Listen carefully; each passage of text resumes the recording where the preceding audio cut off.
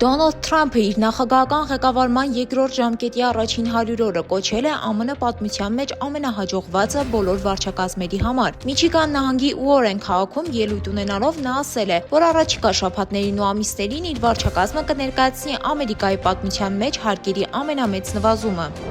Ճապոնիայի եւ Ֆիլիպինների ղեկավարները խոստացել են խորացնել իրենց անվտանգային համագործակցությունը, ներառյալ հետախուզական տվյալների ավելի ակտիվ փոխանակումը, քանի որ երկու երկրներն էլ ունեն տարածքային վեճեր Չինաստանի հետ։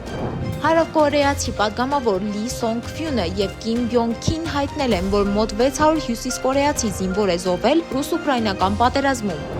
Ուկրաինան որոշել է ռազմաճակատ ուղարկել այն զինծառայողներին, ովքեր աշխատում են համալրման եւ սոցիալական աջակցության տարածքային կենտրոններում, բայց չունեն ռազմական փորձ եւ առողջական խնդիրներ։ ՆԱՍԱ-ի գիտնականները կանխատեսում են, որ երկրի վրա կյանքի գոյությունը կարող է դադարել մոտ 1 միլիարդ տարի անց։ Այն ժամանակ արեգակը զգալիորեն կտաքանա, ինչի արդյունքում մոլորակի վրա կձևավորվեն կյանքի համար անպիտան պայմաններ։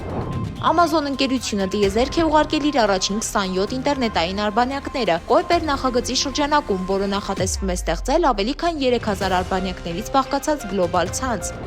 Ռուսաստանում շրջանառության մեջ է դրվել օրինագիծ, որի նպատակն է կրճատել պետական բուհերում վճարովի հիմունքներով ուսանողների ընդունելության ծավալները։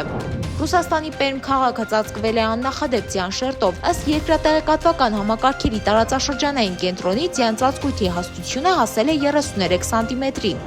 Վերջին հետազոտությունների համաձայն շաքարի բարձր պարունակությամբ սննդամթերքների հաճախակի օգտագործումը կարող է ավելացնել մեծ վտանգ ներկայացնել առողջության համար, քան որոշ տեսակի թմրանյութերը։ Ամերիկացի рэփեր եւ երաժիշտ Քանյե Ուեսթը պատրաստվում է ներկայացնել իր նոր ալբոմը։ Նախնական տվյալներով ալբոմում ներառված են երգեր, որոնք անդրադառնում են մի շարք հակասական թեմաների՝ Հիտլերի կերպարին, Հիսուս Քրիստոսի մասին պատկերացումներին, ինչպես նաեւ հնարավոր երրորդ համաշխարհային պատերազմին։ Ռուսաստանում կենդանիների արյան դոնորության պահանջարկը վերջին շրջանում զգալիորեն աճել է։ Ըստ անասնաբուժական կենտրոնների տվյալների, դոնորության ծառայությունների պահանջարկը աճել է ավելի քան 50%-ով։ Չելյաբինսկի մարզային դատարանը որոշել է, որ սոցիալական ցանցերում Սպունգ-Բոբի կերպարը վիրավորանք է։ Ըստ դատարանի Սպունգ-Բոբը անգրագետ, աննորմալ, անհաս եւ հիպերակտիվ կերպար է եւ այդպես դիմելը ամոթ է եւ վիրավորական։ Ամերիկացի հայտնի պրոդյուսեր եւ рэփեր P. Diddy-ն մտադիր է դատարանում ներկայացնել իր հոգեկան առողջության ծանր վիճակը, որպես մեղմացուցիչ հանգամանք փորձելով խուսափել ազատազրկումից։